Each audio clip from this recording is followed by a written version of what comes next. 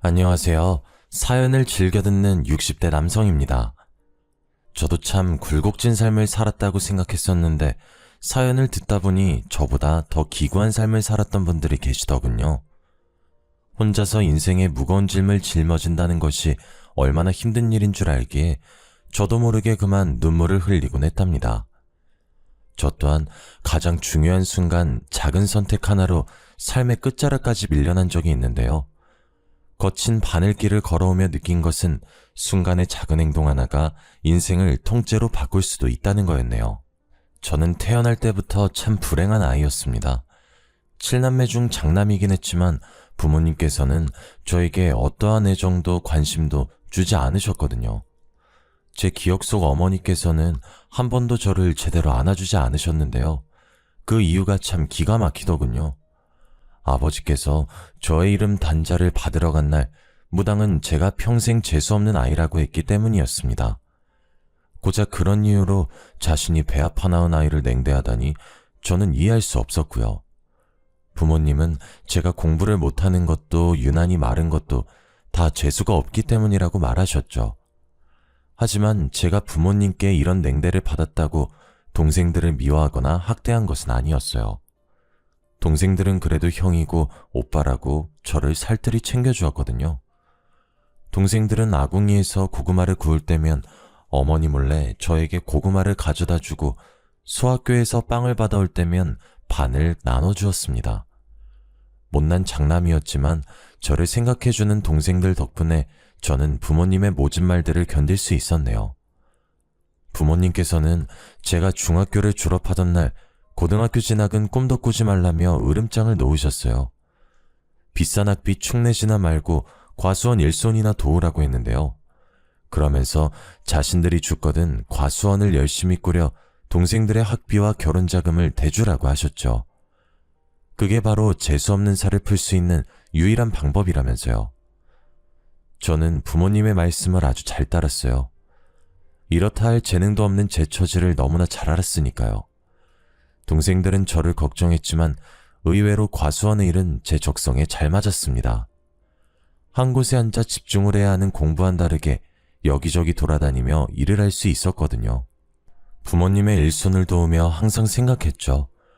동생들 대신 과수원 일을 즐거워하는 내가 과수원을 이어받아서 참 다행이구나 하면서요. 그 후 저는 하루도 빠지지 않고 부모님을 도와 과수원을 일궜습니다. 다행스럽게도 저희 과수원에서 자란 사과는 당도가 높아 찾는 사람이 많았고요. 덕분에 저는 동생들의 대학 등록금을 마련해 줄 수 있었습니다.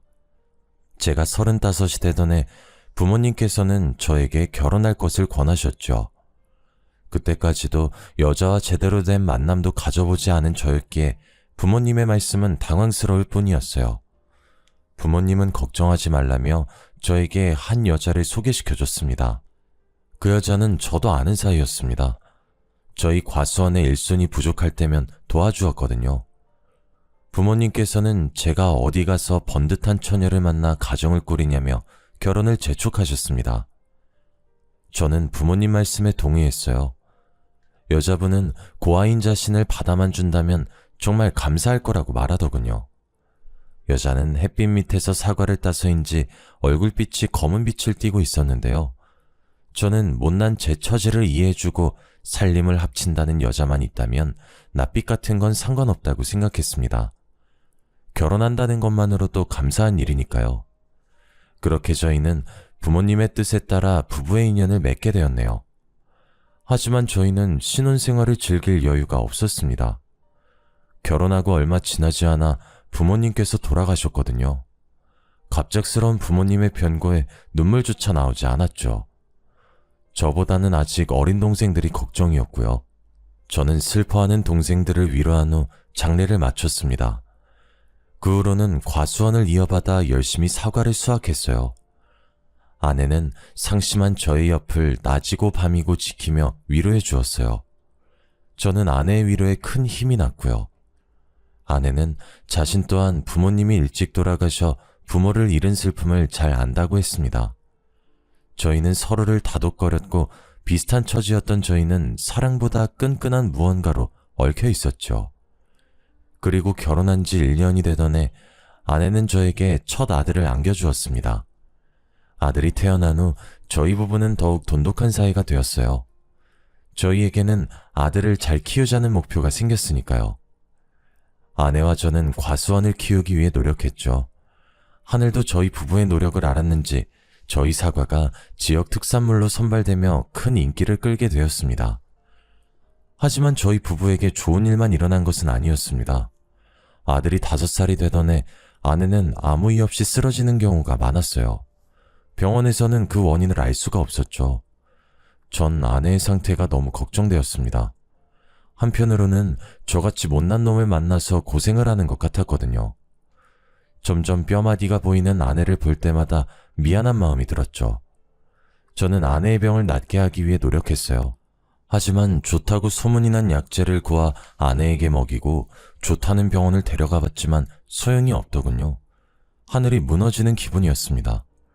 아내는 점점 더 생기를 잃어갔고 그 모습을 지켜보는 저는 애만 탈 뿐이었어요. 문득 전 밝고 생기 넘치던 예전의 아내를 보고 싶다는 생각이 들었어요. 저는 아내에게 장날에 맞춰 밖을 나갈 것을 제안했어요. 아내가 평소 장날에 구경 가는 걸 좋아했거든요. 오랜만에 밖에 나온 아내는 기뻐 보이더군요. 오랜만에 보는 밝은 표정이었습니다. 그런데 구경을 하던 중 저희 앞으로 중년의 여인이 지나갔는데요. 화려한 한복을 입고 있는 그 여자는 누가 봐도 무당처럼 보이더라고요. 무당은 아내의 앞을 지나가며 딱 한마디를 했습니다. 신병이 나도 단단히 났네. 어째 지금까지 살았냐? 예? 그게 무슨 말입니까? 제가 신병이라뇨. 거 순진한 사람에게 아무런 말 하지 마쇼. 딱 봐도 만만한 사람 한 명 골라 한몫 단단히 챙길 요량인가 본데 괜히 아픈 사람 건들지 말고 가던 길 가십시다. 저는 수상해 보이는 무당을 경계하며 아내를 감싸 안았습니다. 무당은 기가 차닿는 듯 웃더라고요. 무당은 저고리 안쪽에 방울을 꺼내 흔들며 아내 앞으로 다가왔어요. 갑자기 무당이 방울을 흔들자 시끄러운 소리가 귓가를 어지럽혔습니다. 하지만 아내만큼은 두 눈을 감으며 평안한 표정을 지었어요. 남편이란 작자가 지 아내 죽어가는 줄도 모르고 아주 명줄을 잡아먹는구만. 지금까지 안 죽고 버틴 것도 용해. 내가 살다 이리 재수없는 사내는 또 처음 보는구만. 지 애미애비는 물론 아내까지 죽일 팔자를 타고났어. 이렇게 천한 팔자를 타고나서야. 무당은 아내가 가엾다는 듯 머리를 쓸어 넘겼습니다. 그러면서 눈물을 글썽거렸고요. 이 불쌍한 건 일찍이 애미애비도 여의고 혼자서 얼마나 힘들었을꼬. 신기가 이리도 강한데 자기 짝도 아닌 사내와 한 입을 덮고 살아 얼마나 괴로웠을지 눈에 선하구나 아가. 지금까지 혼자서 아주 잘 참았다. 이제는 내가 널 살려주마. 예, 제발 그렇게 해주세요. 이대로 가다간 정말 죽게 생겼어요. 아들 생각해서 참으려고 하지만 하루하루 산중상이 되어가는데 차라리 죽으면 편할까 생각한 적이 한두 번이 아니었어요. 제발 저 좀 사람처럼 살게 해주세요. 아내는 이미 무당에게 휘둘려 있었습니다. 지나가던 사람들이 쳐다보는 것도 아랑곳하지 않고 무릎을 꿇었어요. 더러운 시장바닥에 머리를 조아리기까지 했습니다. 저는 함부로 아내의 마음을 들쑤시는 무당에게 버럭 화를 내버렸습니다. 그러자 무당은 저를 위아래로 훑어보았네요. 아내가 불쌍하다면서요. 지 처가 죽어가는데 끝까지 눈 하나 깜짝 안 하다니. 이제 옆에서 제 처 죽는 꼴만 지켜보면 되겠다. 뭐 그게 싫으면 5천만 원을 들고 다시 찾아오시던지. 무당은 아내에게 자신을 신어머니로 모시면 살 수 있다고 말했습니다. 아내는 금방이라도 따라 나갈 듯 굴더라고요. 저는 열심히 아내를 붙잡았어요. 그러자 아내는 발악을 하며 저항했죠. 온갖 설득 끝에 간신히 아내를 집으로 데려올 수 있었네요. 아내는 집으로 온 후부터 계속해서 저를 원망했습니다. 제가 고생만 한 자신을 죽이려고 난리라면서요. 그러면서 당장 5천만 원을 내놓으라고 하더군요. 숨이 턱 막혔습니다. 5천만 원이라니 너무나 큰 돈이었어요. 아내는 당장 무당에게 가야 한다며 악을 썼는데요. 물론 5천만 원이 큰 돈이긴 했지만 제가 돈 때문에 아내를 말리는 것은 아니었어요. 사실 제가 아내를 말리는 데는 다 그만한 이유가 있었네요. 부모 없이 시골에서만 자란 아내는 세상 물정이 약했거든요. 사람을 쉽게 믿는 아내는 못된 마음을 먹는 사람에게 표적이 되기 좋았고요. 한 번은 다단계에 휘말려 전 재산을 날릴 뻔한 적도 있었습니다. 전 아내에게 정말 신병이 맞다면 다른 무당을 찾아가 보자 설득했어요. 하지만 아내는 그 무당이 아니면 안 된다며 고집을 부렸죠. 더 말리려 했지만 아내는 급기야 주방에서 날카로운 걸 들고 오더니 손목을 긁었지요. 이렇게 사느니 차라리 그냥 죽겠다면서요. 곧바로 응급실에 갔지만 아내는 치료를 거부하며 난동을 부렸어요. 처음 있는 아내의 강한 반항에 속이 바싹바싹 타들어갔습니다. 이대로 가다간 아내가 정말 죽을 것 같았거든요. 저는 하는 수 없이 수소문 끝에 무당을 찾아내고 그 손에 5천만 원을 넘겨주었습니다. 그 후 아내는 무당을 신어머니로 모셨죠. 말이 좋아 신딸이지 허드렛 일을 하는 일꾼이나 다름이 없었어요. 아내는 여기저기 무당에게 불려다니며 구판을 정리하고 운전을 하며 종노릇을 했습니다. 아내가 무당을 찾아간 후 전 아내의 얼굴을 보는 날이 없었네요. 물론 어린 아들도 마찬가지였어요. 아내는 항상 녹초가 되어 집에 왔기에 전 과수원의 일을 혼자 할 수밖에 없었고요. 하지만 2명 하던 일을 혼자 하려니 힘이 붙였습니다. 그렇다고 힘들어하는 아내를 시킬 순 없었죠. 저는 어쩔 수 없이 허리띠를 줄라매고 일할 사람을 구하기 시작했습니다. 다행히 마을 사람들의 도움으로 빠르게 일손을 구할 수 있었어요. 같이 일하게 된 아주머니들은 다들 착하고 손도 빠르셨는데요. 그 덕에 수월하게 일할 수 있었죠. 제 사정을 딱하게 생각하신 아주머니들은 손수 반찬도 가져다 주시며 정말 감사한 은혜를 베풀어 주셨거든요. 저는 감사한 마음에 품삯을 좀 더 챙겨드리기도 했습니다. 하지만 저의 근심이 다 사라진 것은 아니었어요. 아직 어린 아들이 집에 혼자 있었으니까요. 언제나 아들을 챙기던 아내는 무당과 가깝게 지낸 후부터 아들에게 냉랭하게 대했거든요. 전 그 모습을 볼 때마다 마음이 아팠습니다. 어린 아들이 혹 갑자기 변한 어머니로 인해 마음에 큰 상처를 받진 않을까 걱정도 되었고요. 저는 결국 회사를 그만둔 둘째 여동생에게 사정을 말했습니다. 여동생은 한동안 자신이 아들을 봐주겠다며 흔쾌히 말을 하더군요. 그 후 여동생은 서울에서 내려와 아들을 보살펴 주었네요. 여동생은 어릴 적 동생들과 쓰던 방을 사용하며 집안일을 거들어 주었어요. 물때가 낀 화장실을 청소해 주었고 벌레 먹은 쌀을 씻어 밥을 지어 주었죠. 아들과 저는 여동생이 지어진 따뜻한 밥과 깨끗이 손질된 옷을 입으며 사람답게 생활할 수 있었습니다. 못난 오라비를 도와주겠다는 여동생이 참 고마웠죠. 단 한 사람만 빼면 말이에요. 아내는 여동생이 집에 온 이후로 대놓고 싫은 티를 냈었거든요. 언제 자기 집에서 나갈 거냐고 말하면서요. 한날은 빨래를 개고 있는 여동생의 앞에서 방울을 흔들며 무당흉내를 내었습니다. 아가씨, 보아하니 부모 복도 없고 남편 복도 없는 것이 썩 좋은 인생은 아니네요. 뭐 하나 제대로 나가는 게 없어, 아가씨는요. 평생 뼈 빠지게 일해도 자기 먹을 만큼의 복도 없는 사람이에요. 아가씨, 지금 회사에서 잘린 거죠? 그게 다 왜 그런지 아세요? 다 아가씨 복이 간장종지만 하기 때문이에요. 복을 담을래도 그릇이 적으니 계속 넘쳐서 가지고 살 수가 없는 거죠. 그러니까 괜히 좋은 직장 갔느니 좋은 남자를 만나느니 그런 헛소리 집어치우고 혼자서 평생 일만 하면서 사세요. 새언니, 그게 시집도 안 간 시누이한테 할 말이에요? 만약 제가 정말 그런 운명이라고 해도 새언니는 저한테 그렇게 말씀하시면 안 되죠. 무당한테 정신 팔려 집안 살림이고 과수원이고 돌보지도 않고 오빠랑 원준이가 안타까워서 일부러 시골에 내려온 게 누군데요? 새언니가 이런 사람인 줄 알았으면 오빠랑 결혼한다고 했을 때 무슨 소리 써서라도 막았을 텐데. 새언니랑 같이 사는 우리 오빠가 불쌍하네요. 어머, 아가씨, 팔이 안으로 굽어도 말은 똑바로 해야죠. 이 사람이 저를 만나서 고생한 게 아니라 제가 이 사람을 만나서 고생한 거라고요. 복도 지질이 없고 아내 귀한 줄도 모르는 남자 만나서 인생이 망한 거는 저라고요. 아가씨 오빠야말로 저한테 너무하죠. 제가 아픈 것도 다 이 사람 때문이란 말이에요. 아내는 격분하며 여동생에게 삿대질을 했습니다. 저는 아내가 정말 너무한다는 생각이 들었고 열심히 아내를 말렸습니다. 여보, 그만해. 그동안 정민이가 원준이한테 얼마나 잘했는데 그것도 잊어버린 거야? 나는 어떻고 신딸 노릇한다고 집안도 팽개치고 나간 당신 대신 집안 보살펴준 게 누군데? 적어도 정민이한테 고마운 마음 있으면 말조심은 알아서 해야 하는 거 아니냐고. 그 밥에 그 나물이라더니 아주 지 동생이라고 싸고 도는 꼴하고는. 돈 내고 뭘 사주 그냥 봐준 건데 그걸 고깝게 들어서 아내한테 소리 지르는 꼴이라니. 내가 말 좀 아낀다고 정해준 운명이 어디 쉽게 바뀌는 줄 알아? 진작에 신엄마 말을 들었어야 되는데 뭐가 좋다고 이런 집구석에 붙어서 살아왔었는지 과거로 돌아갈 수 있었으면 좋겠어. 당신 같은 인간이랑 안 엮이게.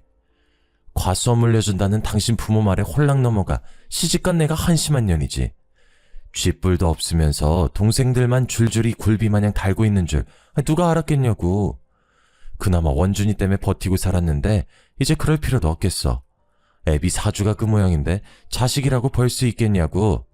평생 칼자루 잡고 휘두르는 아들 뭐가 이쁘다고 그동안 끼고 돌았는지. 어머, 오빠, 세연이 말하는 거 들었어? 진짜 미쳤나봐. 저게 사람이야? 세연이 진짜 사람 탈을 쓰고 어쩜 그런 막말을 할 수가 있어요? 짐승도 키워준 은혜는 안다고 하는데 솔직히 세연이가 우리 오빠랑 결혼 안 했으면 지금 이만큼이라도 살 수 있었을 것 같아요? 아마 지금도 단칸방 월세나 내면서 하루 벌어 하루 먹고 살았겠죠. 누구 운명 운운하기 전에 자기 인생부터 좀 돌아보라고요. 아내와 여동생의 싸움은 몸싸움으로 번져나갔습니다. 저는 두 사람의 싸움을 말렸는데 화가 잔뜩 난 여동생이 당장 이혼하라며 난리를 피우더군요. 아내는 오히려 자신이 먼저 나갈 거라며 옷장을 열어 옷가지를 꺼내기 시작했어요. 방 안에 있던 어린 아들은 그 광경을 목격한 후 펑펑 눈물을 흘렸습니다.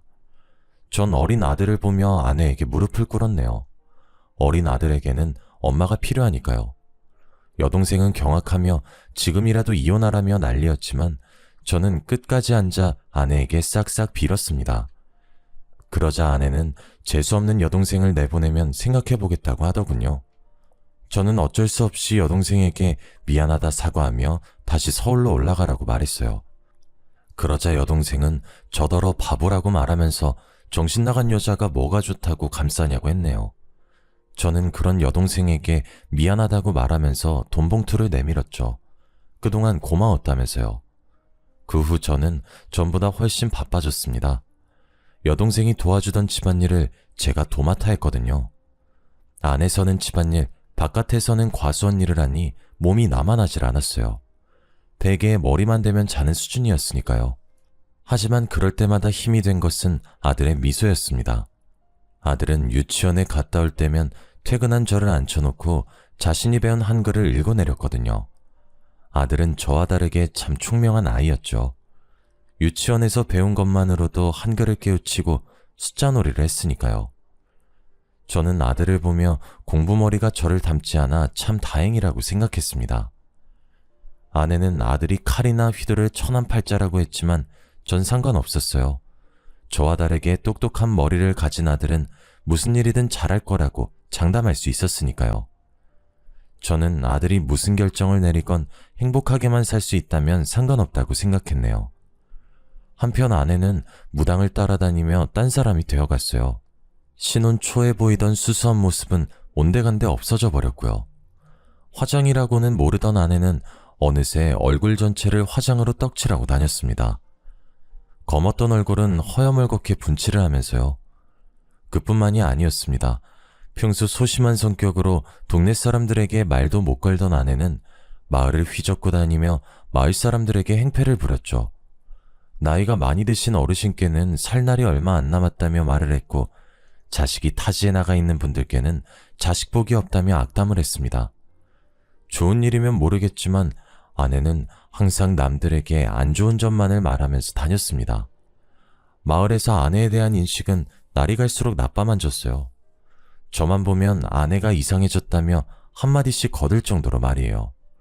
고심 끝에 저는 아내에게 조심스럽게 이야기를 꺼냈습니다.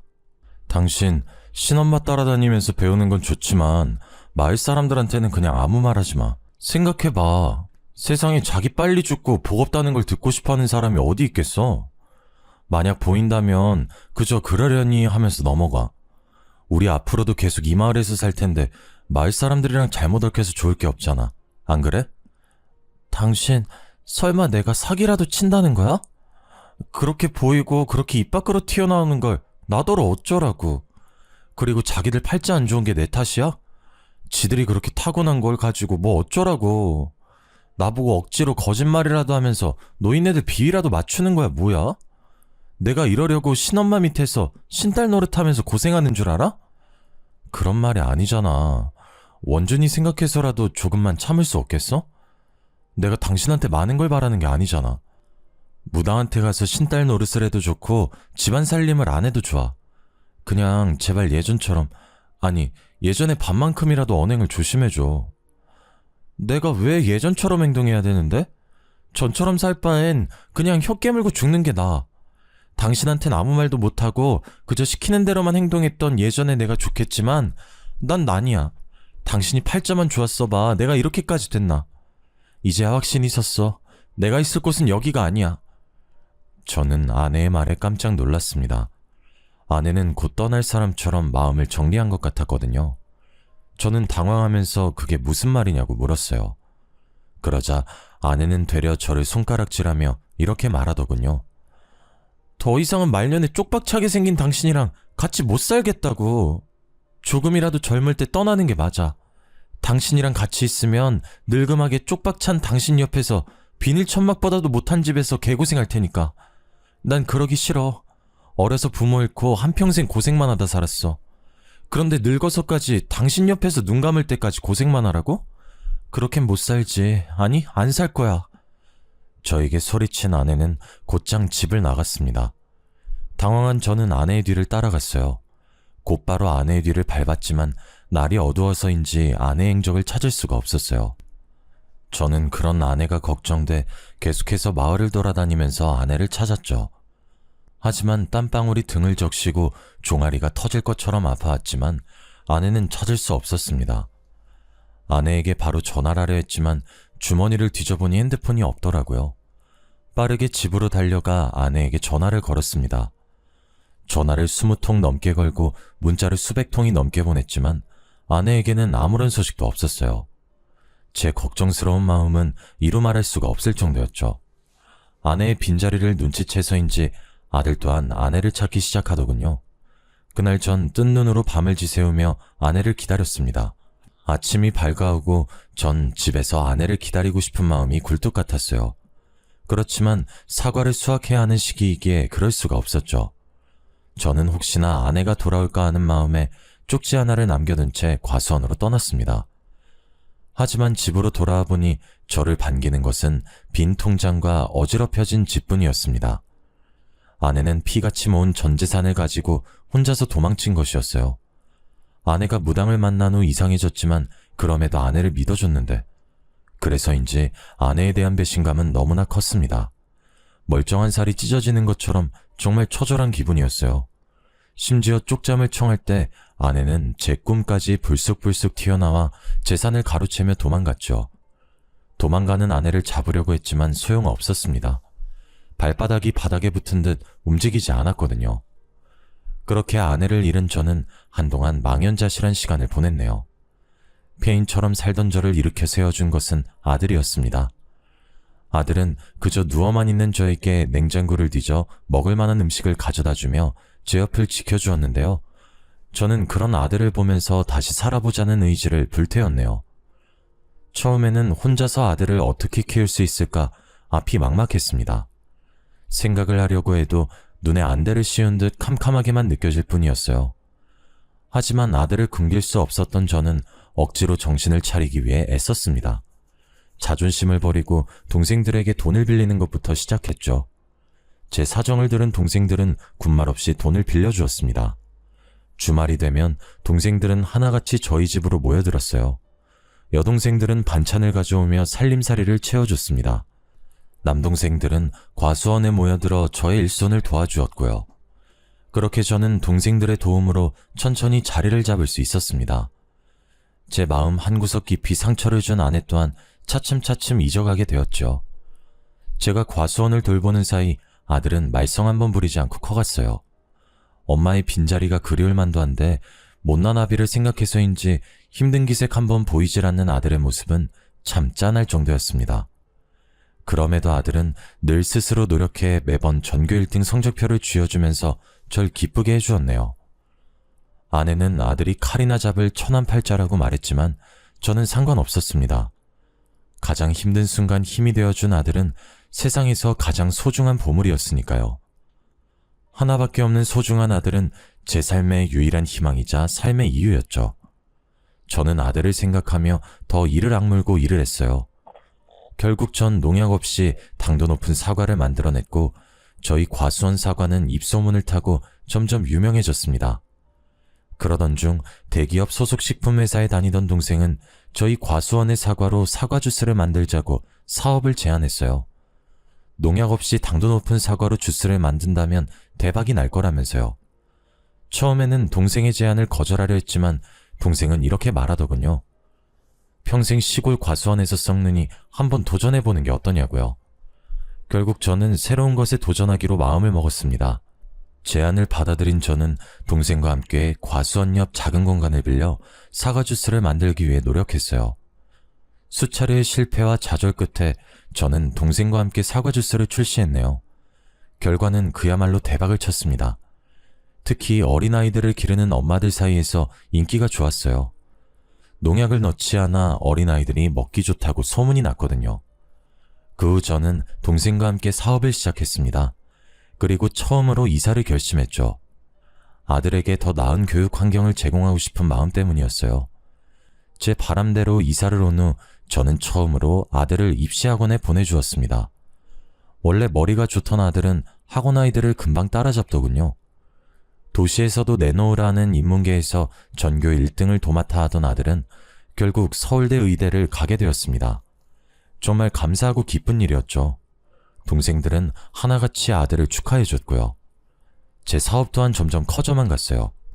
사업이 점점 커짐에 따라 믿을 만한 사람들이 필요하다고 생각했는데요. 그래서 저는 다른 동생들 모두에게 같이 사업을 꾸려나가자고 제안을 했어요. 동생들은 그 제안을 흔쾌히 따라줬고요.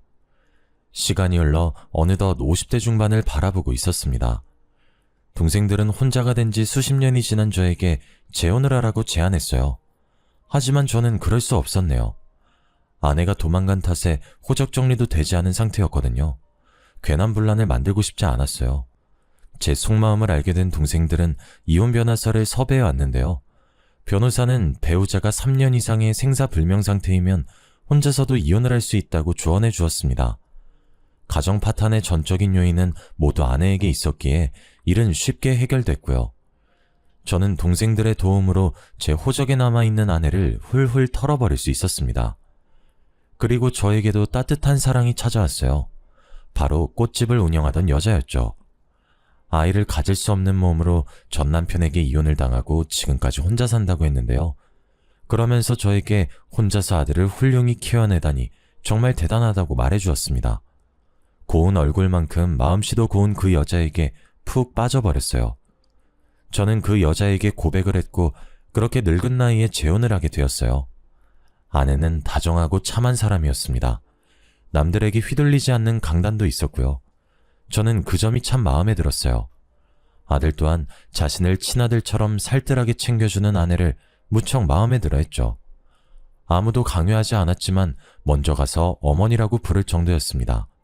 아내는 베개 밑에 머리를 들 때면 자신이 이렇게 행복해도 되는 것이냐며 눈물을 짓고 했는데요. 저는 그 모습이 너무도 가엾고 어여뻐 항상 등을 토닥여 주었어요. 제일 가까운 배우자에게 받은 상처가 얼마나 큰지 그 누구보다도 잘 알거든요. 시간이 흘러 저희는 어느덧 결혼 4년차 부부가 되었습니다. 아들 또한 옛과 인연을 걸치고 본가로 넘어갔고요. 아내의 생일날 저희는 모처럼의 외식을 하기 위해 백화점으로 나갔어요. 오랜만에 가족들과 함께 쇼핑을 하고 맛있는 음식을 먹으니 문득 내가 이 아내를 만나지 않았다면 이런 즐거움을 알았을까? 라는 생각이 들었습니다. 쑥스러워 아내에게 말은 못했지만 말이에요. 밤이 되고 백화점 폐점 시간이 다가왔습니다. 저희도 집으로 갈 채비를 하였고요. 그런데 백화점에서 얼마 떨어지지 않은 곳에서 풀빵을 파는 노파가 있더군요. 늦은 시간까지 풀빵 장사를 하다니 전 의아했는데요. 아내는 마침 간식이 먹고 싶었는데 잘 됐다며 한 봉지 사가자고 했죠. 이럴 때 아니면 언제 먹느냐면서요. 날씨가 더웠기에 저는 차 안에 에어컨을 틀어두고 아들과 둘이 풀빵을 사기 위해 나왔습니다. 가까이 다가가니 노파는 딱 봐도 산전수전을 다 겪은 모양이었어요. 고개를 숙이고 있는 노파의 머리는 허옇게 새어 듬성듬성하게 두피가 보이고 있었습니다. 풀빵을 굽는 손가락 끝은 다 꼬부라져 있었고요. 저는 짠한 마음에 지갑에 들고 있던 현금을 다 꺼내 노파에게 건네주었습니다. 노파는 은인을 만났다며 감사해했죠. 그러면서 보답으로 자신이 운명을 봐줄 수 있다고 말하더군요. 옆에 있던 아들은 제법 흥미가 당기는 모양이었어요. 아버지 기억 안 나? 왜 어머니가 집 나가기 전에 나한테 그랬다며 평생 칼이나 휘두르고 사는 백정팔자였다고 했잖아. 아버지한테는 말년에 쪽박찰상이라고 했고 재밌을 것 같은데 한 번만 보고 가자, 응? 아내의 영향으로 미신을 믿진 않았지만 한 번쯤은 봐도 상관없다고 생각했어요. 아들 또한 자신의 운명을 궁금해했고요. 저는 노파에게 저와 아들의 운명을 봐달라고 말했는데요. 노파는 자신에게 손을 내밀어 보라고 하더군요. 거칠거칠한 노파의 손바닥에 제 손을 올리자 노파는 탄식하면서 말을 이었죠. 아이고, 어쩜 이리 보기만 했고 초년중년에 가세가 기울고 아내가 떠나는 팔자지만 말년에 돈방석에 앉은 팔자라니 평생 돈 걱정은 없겠구려. 게다가 자식복도 많아. 평생 아들에게 효자받으며 살 팔자라니 정말 부럽구려. 부러워. 고개를 푹 숙인 노파는 제 손을 한참 만지작거렸습니다. 그리고 노파가 고개를 드는데 전 노파의 얼굴을 본 순간 경악할 수밖에 없었어요. 바로 집을 나갔던 전 아내였거든요. 마지막으로 만났을 때보다 얼굴이 훨씬 상해 있었지만 저는 단박에 알 수 있었습니다. 아내라는 것을요. 저는 너무 놀라 여보라고 소리치고 말았어요. 그러자 노파는 깜짝 놀라며 제 이름을 부르더군요. 전처에게 왜 이런 행색으로 풀빵이나 팔고 있냐 묻자 전처는 그저 눈물만을 흘렸습니다. 집에서 도망쳐 나간 전처는 제게서 훔친 통장을 무당에게 갖다 바쳤다고 했어요. 신내림을 내려줄 날만을 기다리면서요. 하지만 무당은 얼마 후 전 아내가 준 돈을 가지고 도망을 가버렸다고 하더군요. 무당 한 사람을 믿고 도시로 건너온 아내는 낙동강 오리알 신세가 되었다고 말했습니다. 다른 무당을 찾아가 신내림을 받으려 했지만 그저 잠시 잡기가 쉬운 것이지 신기가 온 것이 아니라며 윽박만 들었다고 하면서요. 결국 오갈 데가 없어진 아내는 부잣집 식모로 들어가 어렵게 삶을 이어갔다고 설명했네요. 그러던 중 주인집 아들은 아내가 아이를 낳지 못한다는 이야기를 듣고 홧김에 불이 붙은 장작을 휘둘렀는데요. 그 앞을 지나가던 아내가 튀어오른 불씨를 맞고 그만 실명을 했다고 말했습니다. 그 후 눈이 먼 전 아내는 주인집에서 얼마 안 되는 돈을 받고 쫓겨났는데요. 그마저도 사기를 당해 전부 날려버렸다고 했어요. 실명으로 눈앞이 안 보여도 신기하게 다른 사람의 손을 잡으면 얼추 그 사람의 흘러가는 인생 정도는 알 수 있게 되었다며 눈물을 글썽이더군요. 그 재주로 풀빵 장사를 하면서 간간히 사주를 봐주며 살았던 것이죠.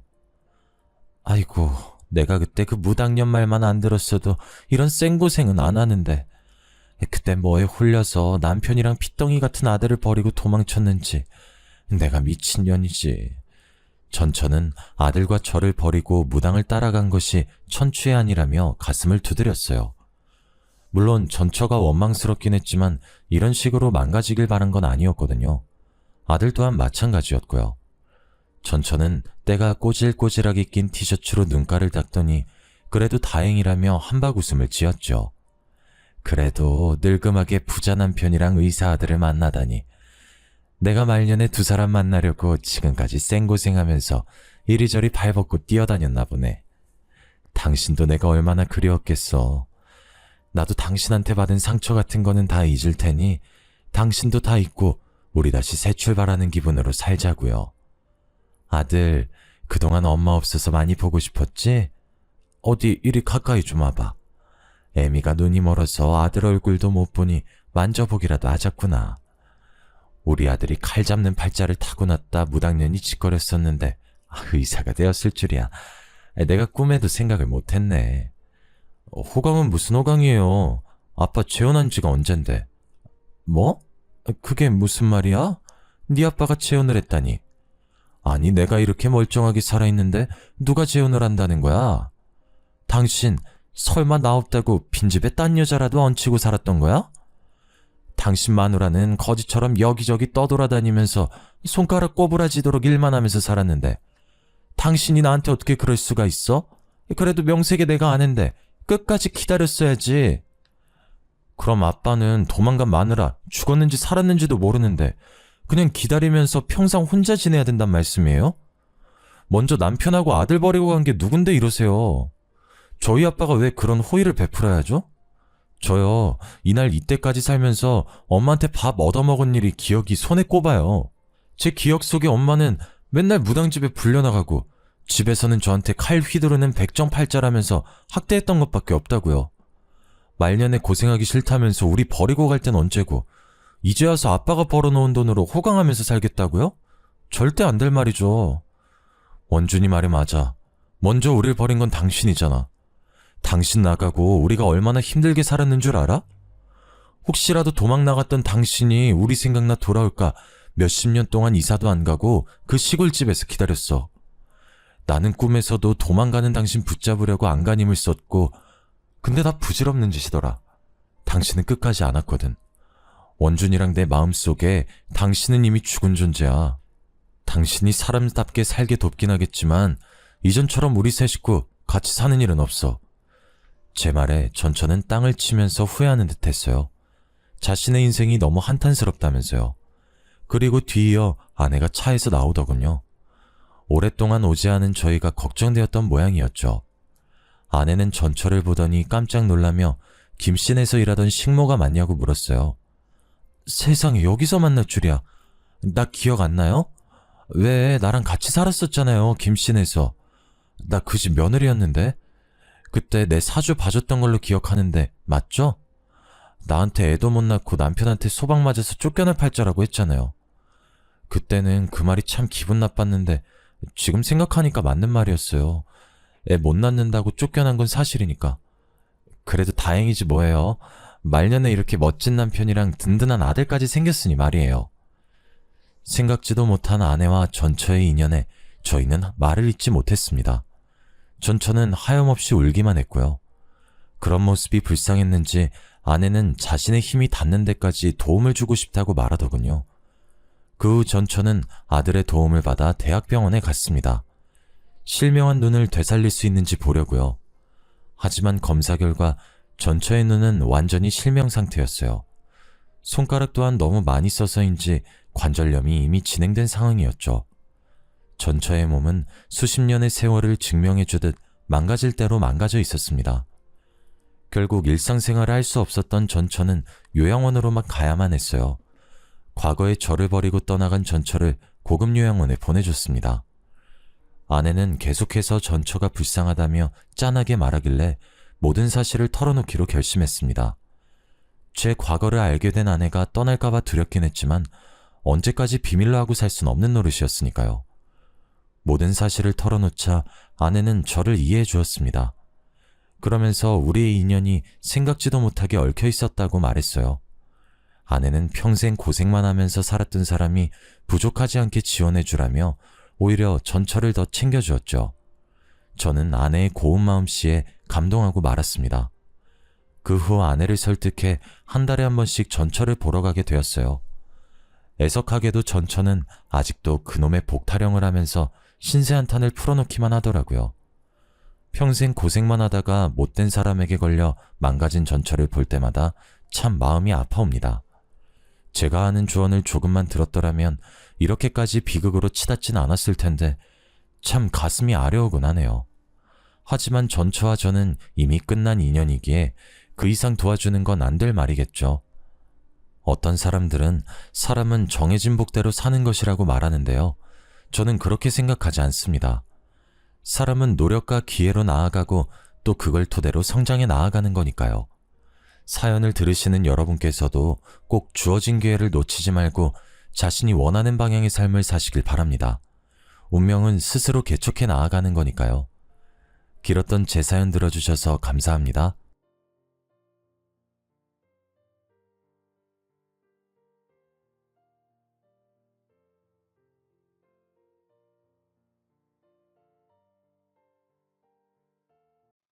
안녕하세요.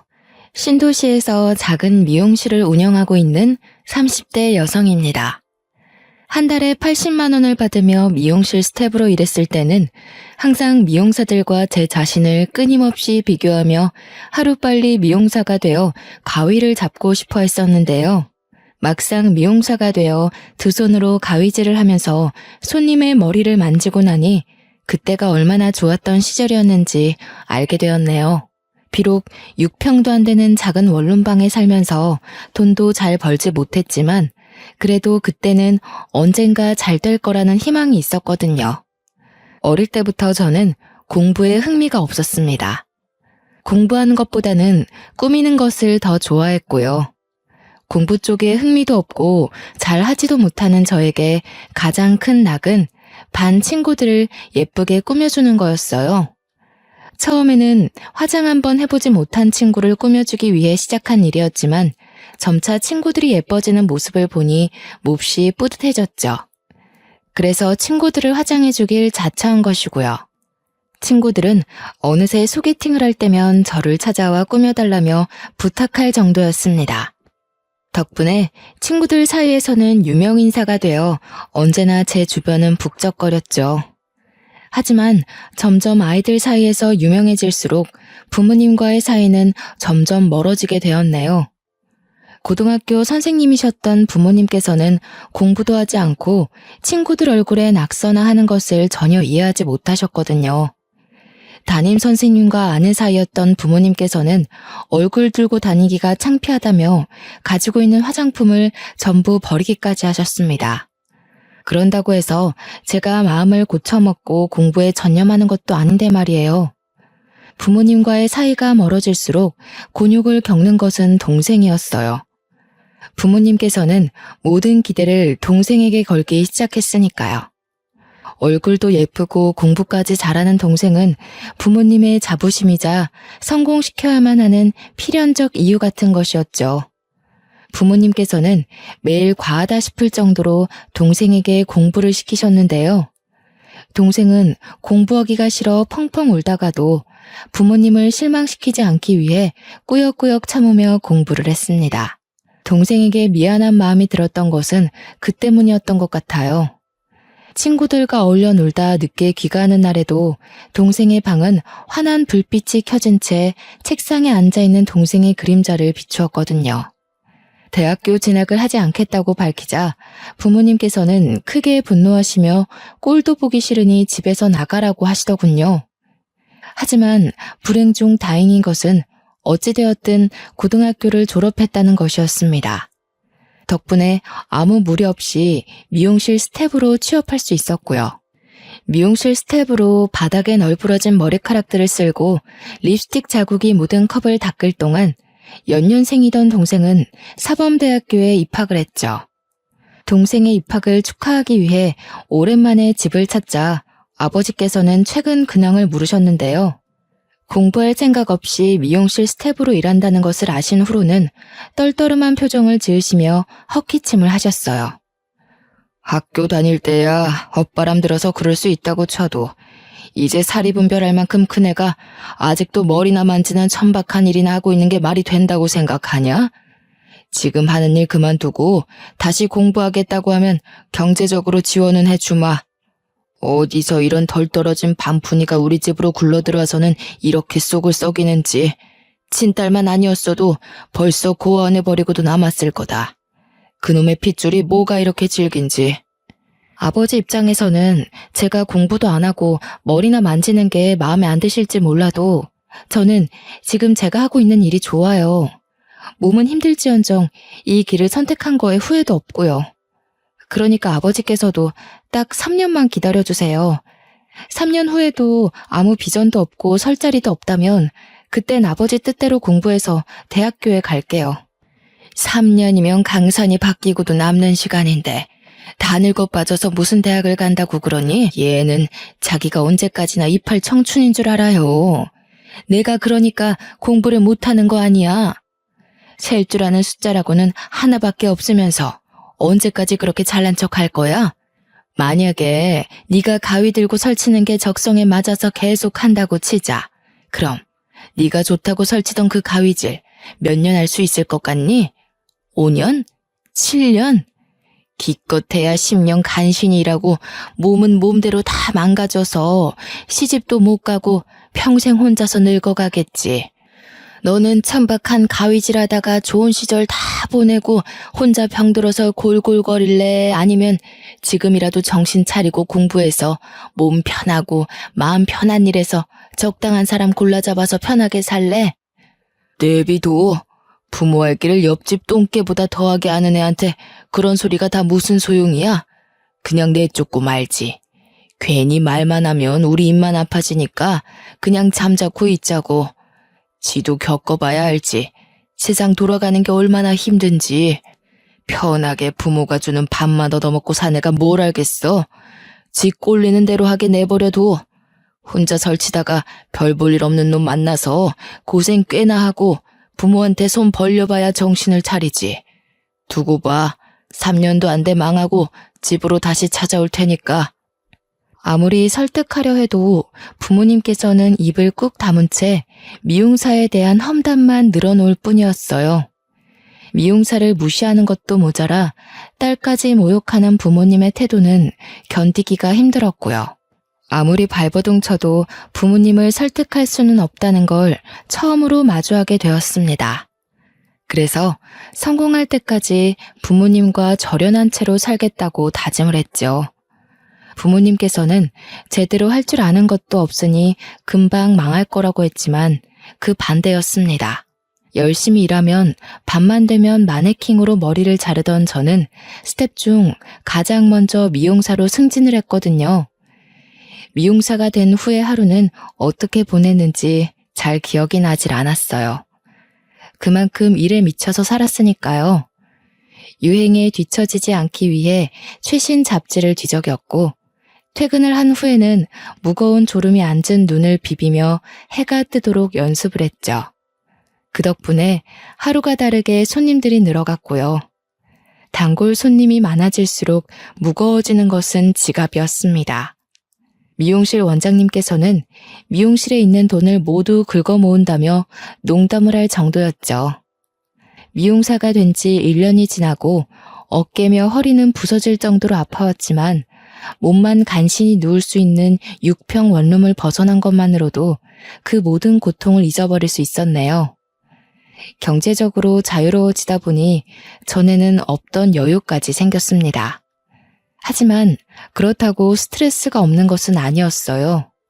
아직 미용사가 되지 못한 직원들부터 같이 일하는 동료들까지 질투를 받는 일은 허다했거든요. 그 중에서도 가장 많이 질투하는 것은 바로 1살 위 동료였죠. 같이 입사한 동기는 5살 위의 언니였는데요. 나이가 많아서인지 처음부터 저를 아랫사람처럼 깔보더군요. 자기가 할 청소나 설거지 같은 잡일을 떠넘기는 건 아무한테나 할 수 있는 일이 아니잖아요. 문제는 직장 동료의 이런 깔보기가 제가 미용사가 된 후에도 계속해서 이어졌다는 것이었습니다. 은근슬쩍 들고 있던 빗자루를 넘기며 자연스럽게 담당하고 있던 손님 또한 빼앗아갔죠. 그러던 중 사고가 발생했습니다. 파마를 예약한 손님에게 직장 동료가 멋대로 가위를 들어 단발로 잘라버린 것이었죠.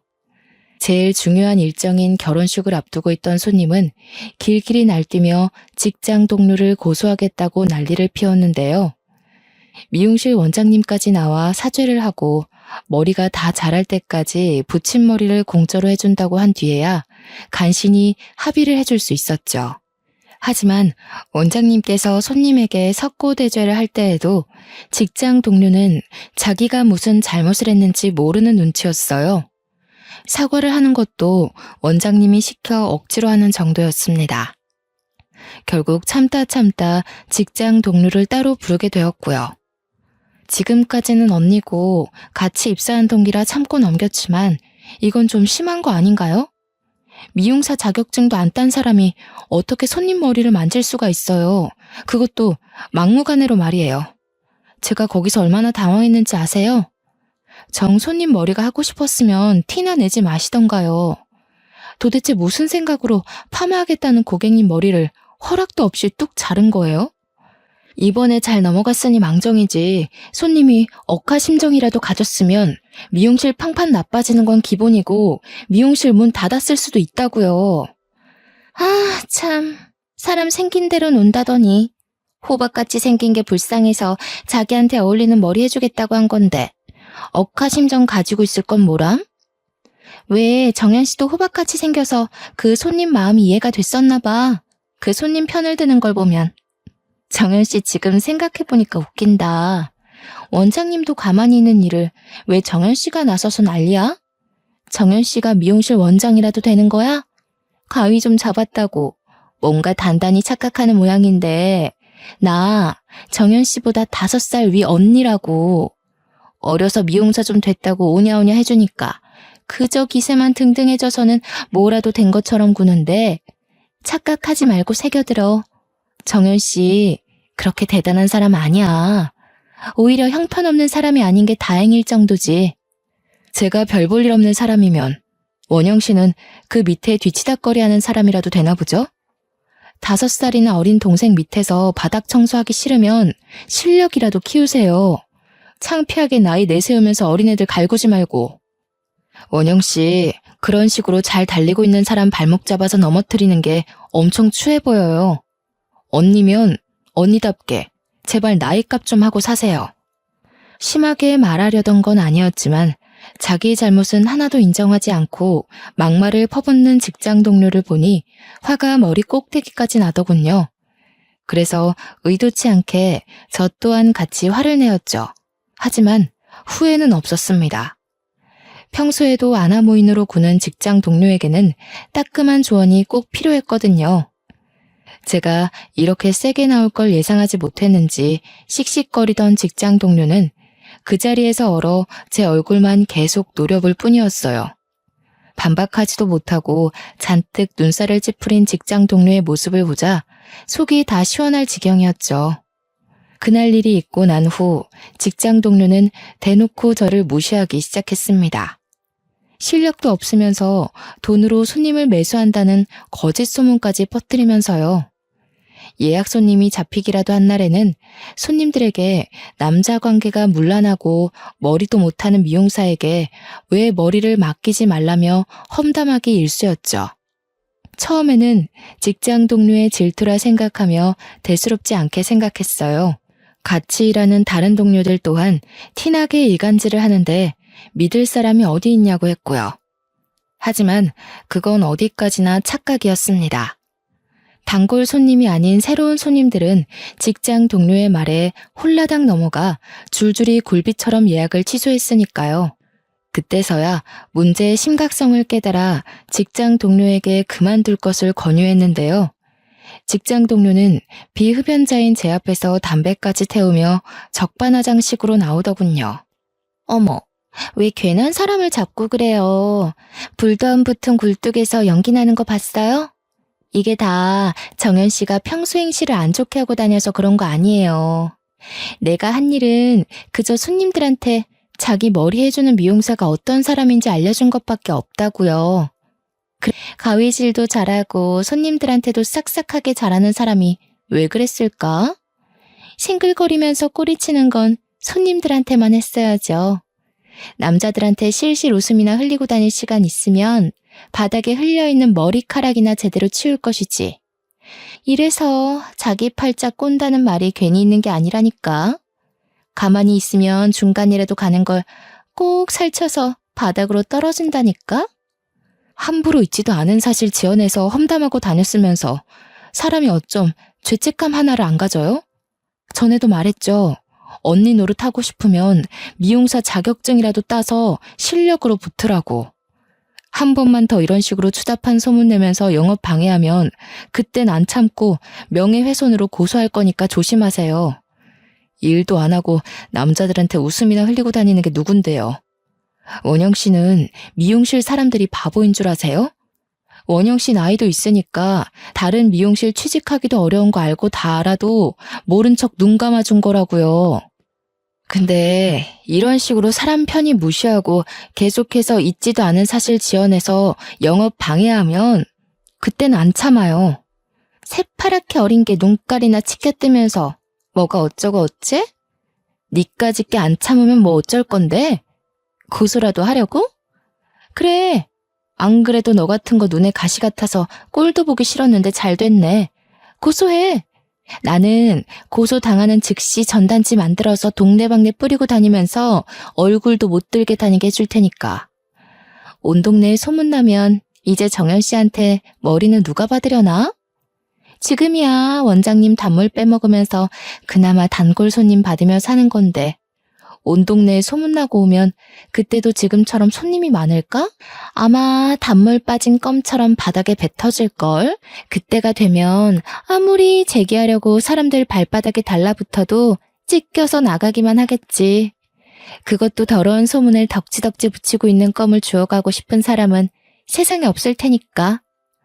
직장 동료는 그렇게 말하면서 앞으로 실장에게 꼬리치면 죽는다고 말을 했습니다. 혼자 발광하면서 날뛰는 직장 동료를 보니 미친 사람에게는 약도 없다는 말이 정말 가슴에 와닿더군요. 그래서 차라리 이렇게 입씨름할 바에는 명예훼손으로 고소하는 게 더 나을 것 같다는 생각을 했네요.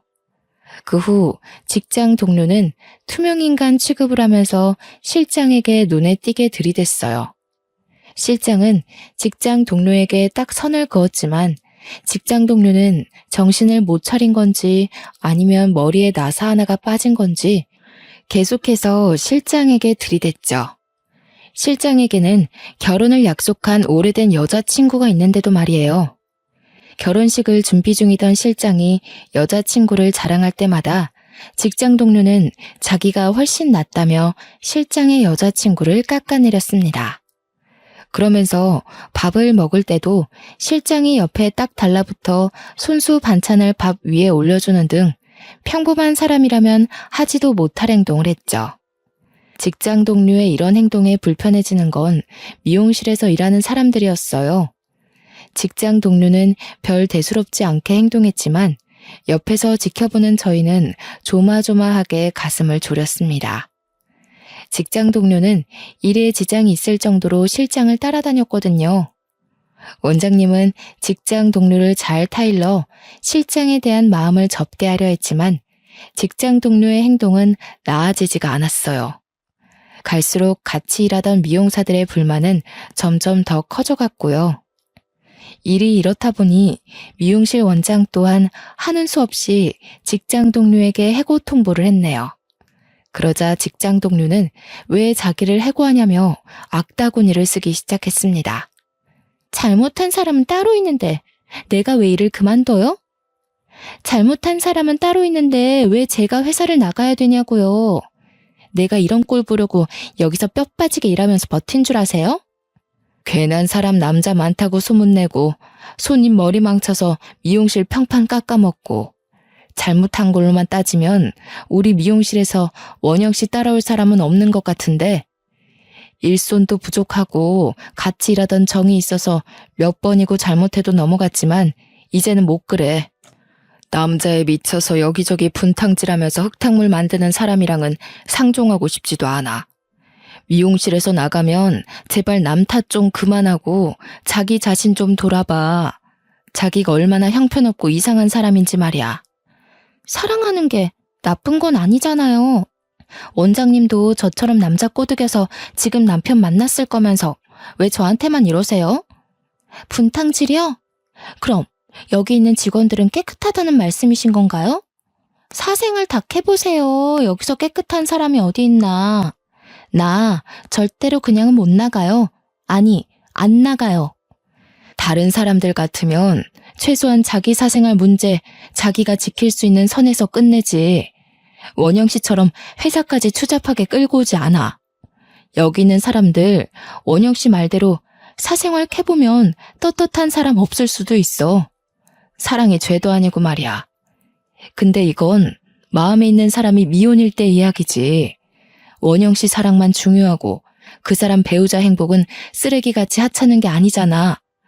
나는 남의 가정 파탄 내면서까지 뻔뻔하게 얼굴 들고 다니는 사람이랑 같이 일하고 싶지 않아. 미안하지만 이제 우리 미용실에서 나가줬으면 좋겠어. 원장의 설명에도 직장 동료는 왜 자기가 미용실을 그만두어야 하냐며 억울해서라도 계속 미용실에 다닐 거라고 하더군요. 그러자 원장은 자꾸 이런 식이면 영업 방해로 경찰을 부를 거라고 말을 했습니다. 날뛰던 직장 동료도 경찰은 무서웠는지 잠잠해졌고요.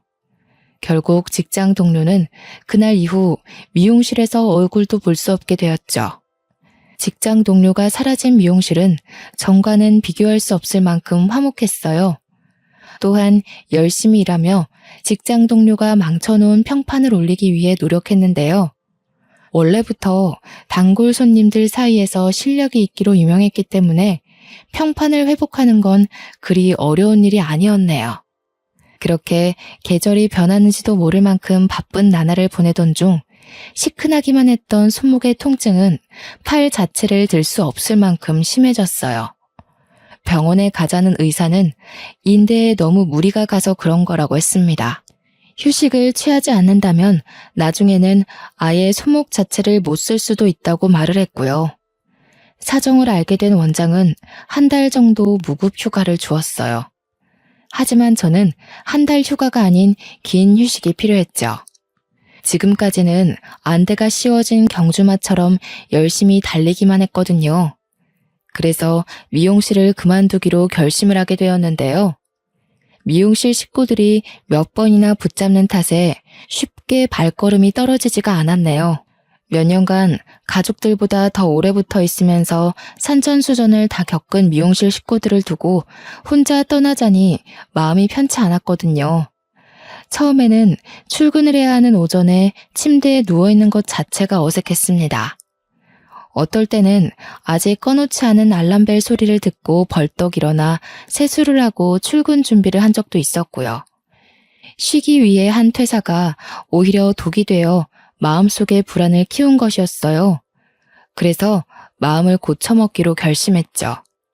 그동안 즐기지 못했던 휴식을 즐기기 위해 퇴사한 것인데 쉬지도 못하고 전전긍긍하면서 허비하기에는 시간이 너무 아까운 거잖아요.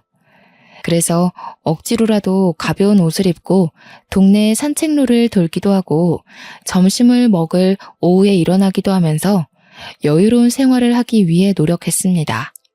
그리고 카페에 가서 커피 한 잔과 케이크를 시키고 책을 읽으며 여유를 부리니 그동안 얼마나 일에 치여 살았는지 알게 되었죠. 전에는 커피의 향을 느낄 새도 없이 근처 카페에서 파는 제일 진한 커피를 들이부으며 일을 했으니까요. 하지만 한편으로는 쓸쓸하기도 했네요. 혼자 누리는 여유도 좋았지만 친구들이나 가족들과 화기애애하게 앉아있는 다른 사람들을 보면 쓸쓸함이 느껴지기도 했거든요. 가족들과도 의절을 하고 요 몇 년간 일에만 집중한 저에게는 친구가 없었거든요. 친구들 혹은 가족들과 즐거운 시간을 보내는 모습을 훔쳐보며 참 후회가 되더군요. 아무와도 연락하지 않고 몸이 망가질 정도로 일에만 매달리던 과거가 말이에요. 그렇게 3개월 동안 충분한 휴식을 취하고 나니 다시 미용실에서 일하고 싶다는 생각이 들었습니다. 친구도 그렇다고 사랑하는 가족도 없는 저에게 유일하게 남은 것은 일하는 것뿐이니까요. 처음에는 다시 일하던 미용실로 들어갈까 생각도 했지만 좀 더 생각을 해보니 차라리 내 가게를 차리는 게 나을 것 같다는 확신이 들더군요. 다행히 일을 하면서 착실하게 돈을 모았기 때문에 가게를 차릴 여유 자금도 충분했고요. 그 후 괜찮은 매물을 찾기 위해 발바닥에 물집이 잡힐 정도로 열심히 뛰어다녔는데요. 좋은 중개인을 만난 덕에 다행히 괜찮은 빠른 시일 내에 괜찮은 매물을 발견할 수 있었습니다. 건물은 오래된 것에 비해 관리가 잘 되어 있었고 월세도 다른 곳에 비해 저렴했어요. 바로 계약을 할 정도로 건물의 내부 또한 깔끔하게 정리가 되어 있었고요. 계약서를 작성한 후 모든 신경은 미용실에 가 있었어요. 틈만 나면 인테리어 잡지와 인테리어 홈페이지를 수시로 들락날락거리며 어떻게 상가를 꾸밀까 고민을 하게 되었죠. 하지만 업체에서 원하는 방향의 인테리어를 요구하기에는 정해진 예산은 적었습니다. 그래서 인테리어를 직접 하기로 마음을 먹었고요. 업체의 도움을 최소한 받는 방향을 잡고 발벗고 나서 상가를 꾸미기 시작했는데요. 망할 것 같다는 걱정과 달리 결과물은 흡족했습니다.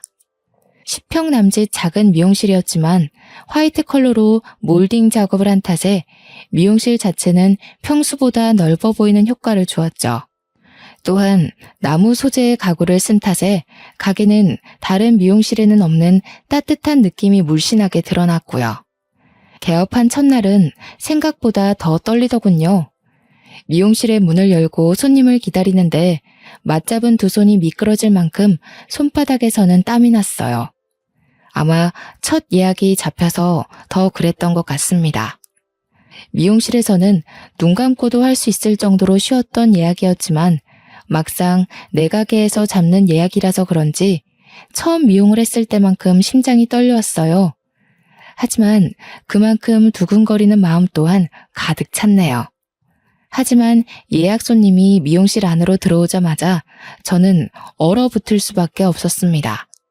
기대를 품고 있던 그것도 개업 후 처음 맞는 예약 손님은 바로 직장 동료였거든요. 직장 동료 또한 미용실에 들어오다 제 얼굴을 보고 깜짝 놀라더군요. 그러더니 배를 잡으며 박장대소를 하기 시작했습니다. 그러고 나선 이번에 계약한 세입자가 저냐고 물어보더군요. 그렇다고 하니 직장 동료는 눈꼬리에 맺힌 눈물을 닦으며 자기가 이 상가 건물주라고 하더군요. 믿고 싶지 않았어요. 간신히 발품을 팔아 마음에 드는 곳에서 장사를 할 수 있는 기회가 찾아왔는데 직장 동료가 건물주라니 너무나 절망적이었습니다. 병원에서 다시 가위질을 할 수 없다는 이야기를 들었을 때도 이렇게 절망적이지는 않았죠.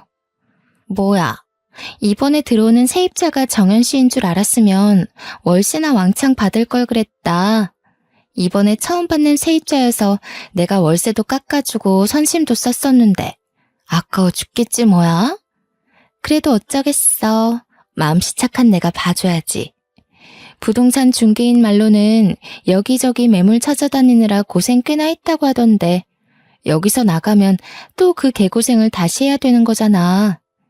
정현 씨는 어떻게든 나를 미용실에서 내쫓고 싶어서 미용실 식구들한테도 이간질하면서 수작을 부렸지만 괜찮아. 내가 과거에 연연할 만큼 누구처럼 뒤끝 있는 성격을 가진 것도 아니고 말이야. 원래라면 무슨 수를 써서라도 내쫓고 싶어 했을 직장 동료는 무슨 일 때문인지 여유가 넘쳐 보였어요. 원한다면 월세를 더 깎아줄 수 있다는 선심까지 부렸고요. 예기치 못한 직장 동료의 반응에 의아해하던 중 직장 동료는 큰 다이아가 반짝이는 반지를 낀 손으로 긴 머리를 넘기며 입을 열었네요. 예전에는 할 것도 없고 그중에서 만만한 미용사한테 보자는 심산이었지만 이제는 그럴 필요가 없어졌거든. 왜 그런 말이 있잖아. 여자는 남편만 잘 만나도 팔자 피는 거라는. 부자 남편의 좋은 시댁까지 만난 내가 천박하게 다른 사람 머리나 만지는 게 더 보기 안 좋은 법이잖아. 남 이 상가까지 줬는데 일한다고 설치는 꼴도 우습고 말이야. 안 그래? 꼴을 보아하니 아직 남편은커녕 남자친구도 못 만난 것 같은데 내가 선심 쓸게. 정연 씨가 어디 가서 부자 남자를 만나서 호강하겠어.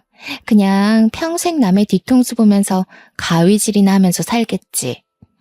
그냥 우리 가게에서 오랫동안 일하면서 내 쇼핑비나 입금해주면서 살아.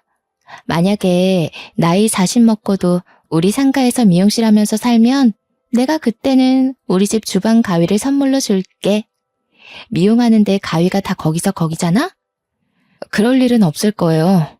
저도 빨리 자리 잡고 넓은 평수 딸린 상가 얻어서 미용실 차릴 거거든요. 어찌됐든 결혼하신다니 축하드려요. 원래부터 일하는 것도 다른 사람들이랑 어울리는 것도 싫어하셨는데 참 잘 됐네요. 우리 이렇게 된 이상 각자 위치에서 잘 지내봐요. 어머, 사람 일이 마음먹은 대로만 되면 자살하는 사람은 왜 있고 노숙자 된 사람은 왜 있겠어? 나야 뭐 이제 부자 남편 만나서 고생할 일 없고 100만 분의 1 확률로 남편이 하는 사업이 망했다고 해도 이 상가에서 나오는 새바다 먹으면서 살면 그만이지만 정현 씨는 아니잖아. 큰 사업 하는 것도 아니고 꼴랑 미용실 운영해서 큰 돈 벌 수 있는 것도 아니고 말이야. 코딱지만한 미용실에서 돈이 벌려봐야 얼마나 벌리겠어. 정년이 보장된 것도 아니고. 세상에, 정현 씨 이러다가 손도 꼬부라지고 허리도 꼬부라져서 할머니 될 때까지 일하는 거 아니야? 아, 미안. 웃으려던 건 아닌데. 정현 씨가 할머니 돼서도 근처 쪽방 살면서 가위질할 생각하니까 웃겨서 말이야. 정현 씨 인생도 참 불쌍하다. 집에 빽이 있는 것도 아니고 그렇다고 얼굴이 예뻐서 좋은 남자 만날 수 있는 것도 아니고 그래도 뭐 어쩌겠어. 다 팔자대로 사는 거잖아. 정현 씨 할머니 될 때까지 내 쇼핑 비용 내줘야 하니까 손 관리 잘하고. 그럼 수고해. 자기가 입은 명품 옷이며 가방 액세서리를 자랑하던 직장 동료는 미용실 안을 둘러보더니 머리는 비싼 청담동에 가서 하는 게 좋겠다며 5만 원짜리를 바닥에 던지고 갔어요. 참 억울했습니다. 직장 동료의 불행을 바랬던 것은 아니지만 누구보다 열심히 살지 않았던 직장 동료가 잘 사는 모습을 보니 우라가 치밀어 올랐죠. 다시금 공들여 완성한 인테리어를 보고 촌스럽다며 비웃던 직장 동료의 경박스러운 웃음소리가 거슬려 고막을 씻어내고 싶은 생각도 들었고요. 하지만 그보다 더 기분이 나쁜 것은 직장 동료가 바닥에 던지고 간 5만 원짜리였습니다. 직장 동료가 매긴 저의 가치는 딱 5만 원짜리였던 것이니까요. 고개를 숙여 한참을 바닥에 떨어진 5만 원짜리를 보자 울컥 눈물이 차올랐어요. 눈물이 떨어진 5만 원짜리는 금방 촉촉하게 젖어갔죠. 5만 원짜리를 들어올리자 심사임당의 얼굴 부분은 이미 알아볼 수 없을 만큼 번져 있었어요. 프린팅이 흐려진 신사임당의 얼굴은 보이지 않는 미래 같았죠. 그래서 흐물흐물해진 5만 원을 구겨 쓰레기통에 집어넣었습니다. 물론 5만 원이 큰 돈인 것은 맞았지만 직장 동료의 비웃음이 담긴 돈을 지갑에 넣고 싶지는 않았거든요. 그 후 직장 동료는 매일같이 미용실에 출근 도장을 찍으며 가게에 놀러 왔어요. 정확히는 저를 괴롭히러 온 것이었죠. 손님들의 머리를 손질하고 있을 때도 아랑곳하지 않고 불러 커피가 식었다며 다시 타오라고 하는 것도 모자라 갑자기 가게를 돌아다니며 청소를 깨끗이 하라고까지 했으니까요. 열심히 일하며 주변에서 제법 인지도 있는 미용실이 되었지만 직장 동료의 행포에 더 있을 수가 없었습니다. 집에 가도 커피를 빨리 타오라는 직장 동료의 환청이 들렸고 급기야는 원형 탈모까지 오게 되었죠. 스트레스를 견딜 수 없어 직장 동료에게 상가를 나간다고 했는데요. 그러자 직장 동료는 적반하장식으로 보증금을 못 돌려준다고 했어요. 이미 보증금을 투자하는데 다 써버렸다면서요. 그러면서 직장 동료는 새로 장만한 듯한 비싼 명품 가방을 보란듯이 메고 다녔네요. 하다하다 돈 문제로 거짓말까지 하는 직장 동료의 만행을 정말 참을 수가 없었어요. 그래서 소송을 해서라도 보증금을 돌려받겠다고 한 거고요. 그러자 직장 동료는 앞으로는 가게에 오지도 않고 괴롭히지도 않을 테니 제발 소송만은 걸지 말아달라고 하더군요. 결혼식이 얼마 남지도 않았는데 남편이 이 사실을 알면 학을 뗄 거라면서요. 정말 어이가 없었네요. 사람을 궁지에 몰아넣어 괴롭힐 때는 언제고 자기가 조금이라도 불리해지자 바로 불쌍한 척을 하다뇨. 직장 동료는 그날 이후 하루가 멀다 하고 미용실 앞으로 찾아와 제발 이 일을 조용히 넘어가자고 했습니다. 자기가 월세도 줄여주고 미용실 근처에도 오지 않겠다면서요. 고민을 하던 중 결국 상가를 빼지 않기로 마음먹었어요. 직장 동료만 오지 않는다면 아무 문제가 되지 않았거든요. 후 직장 동료는 정말 미용실 근처에도 얼씬거리지 않았어요. 며칠간은 불안한 마음을 가지고 몇 번이고 창문 밖을 내다보기도 했지만 그것도 잠시 일주일을 지켜봐도 직장 동료의 모습은 머리카락 한 톨도 찾아볼 수가 없었죠. 그때서야 안심을 하며 다시 일상으로 돌아갈 수 있었습니다. 3달이라는 시간 동안 건강이 얼마나 중요한 것인지를 알게 되었는데요. 그 때문에 미용실이 어느 정도 자리를 잡은 후에는 예약제로 손님을 받으며 개인의 시간이 있는 삶을 보내기 위해 노력했네요. 예약제로 바꾼 후부터는 수입이 조금 줄기는 했지만 여전히 많은 손님이 미용실을 찾아주셨기 때문에 개인 시간도 보내며 전보다 더 나은 컨디션으로 감사하며 일을 하게 되었죠. 그렇게 휴식과 일하는 것이 적절히 섞은 1년을 보내자 몸과 마음은 전과는 비교도 할 수 없을 만큼 평온해졌어요. 개인 시간을 보내며 요리와 보드 타기 등 여러 가지 취미 활동을 가지며 많은 사람과 교류를 하자 하루하루가 더 즐겁고 보람차게 느껴졌거든요. 그러던 중 의외의 사람에게 전화가 왔습니다. 바로 여동생이었어요. 여동생과는 5년 만에 전화 통화였는데요. 여동생은 근황을 물으며 미용실을 열었다고 하자 축하한다며 자신이 미용실로 온다고 하더군요. 6년 만에 만난 여동생은 저만큼이나 많은 것이 바뀌어 있었어요. 부모님으로 인해 긴 검정머리만 고집하던 동생의 머리는 밝은 다갈색으로 염색되어 산뜻한 웨이브 손질이 되어 있었죠. 잘 꾸며진 미용실을 보며 여동생은 제가 이만큼 성공할 줄 몰랐다고 감탄을 했습니다. 여동생이 그렇게 말해주니 기분이 좋더라고요. 처음으로 가족에게 인정을 받은 것이잖아요. 임용고시는 어떻게 되고 있냐고 묻자 동생은 커피보다 더 쓴 미소를 지으며 임용고시를 그만두었다고 했습니다. 공부밖에 모르며 어렸을 때부터 선생님의 길을 가려던 동생이 임용고시를 준비하지 않다니 깜짝 놀랄 수밖에 없었어요.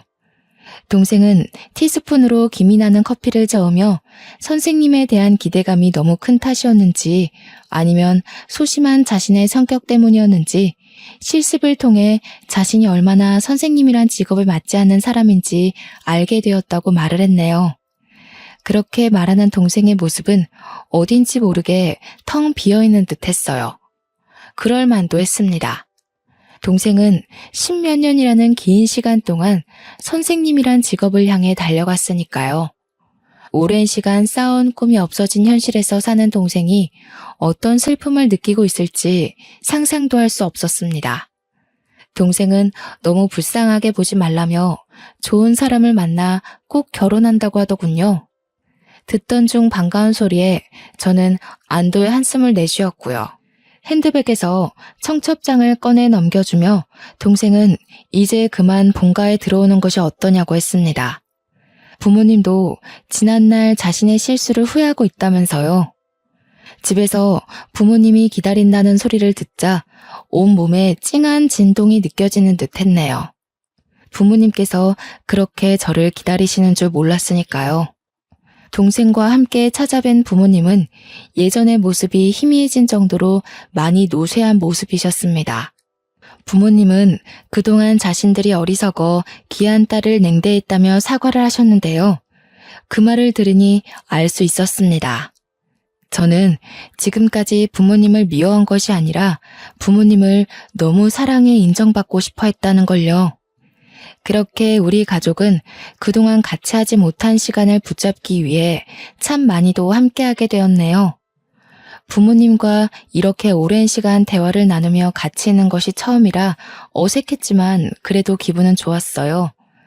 부모님과 시간을 보낸 후에는 다 같이 동생의 상견례에도 참석을 하게 되었죠. 직접 뵌 동생의 시부모님과 매제는 참 좋은 사람이었어요.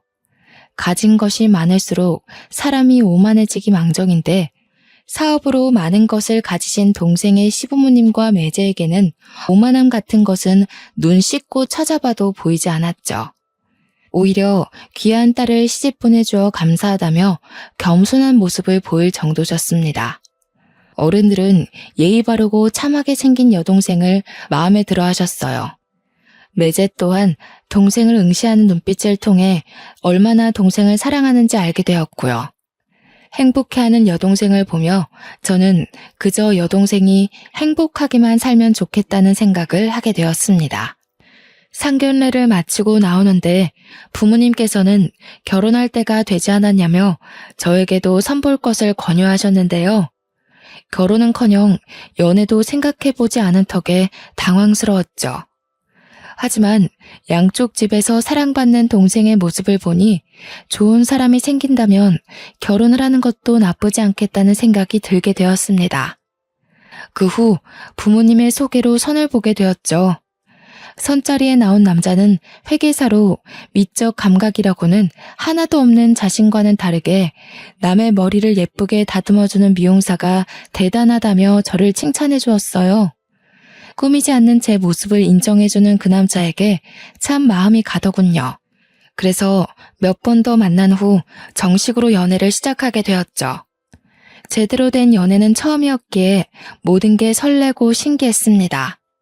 남들은 비웃을지 모르지만 남자와 다정하게 손을 잡고 한강에 산책을 가고 챙겨온 도시락을 먹는 것만으로도 너무나 행복했죠.